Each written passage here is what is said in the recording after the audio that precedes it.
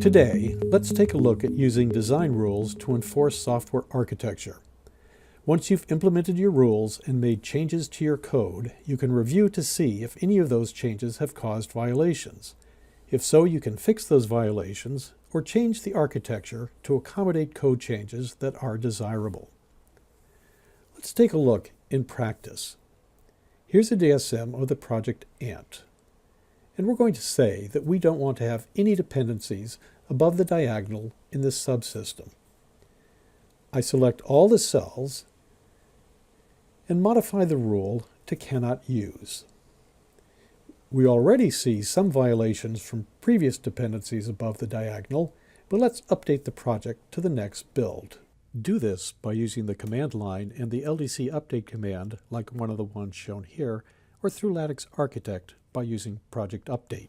What do we see? Additional dependencies and additional violations. So what's happened? Through a continuous integration process, new code has been built, tested, and now the results are being shared back with the development team if there are any new issues. If not, the code is ready for deployment.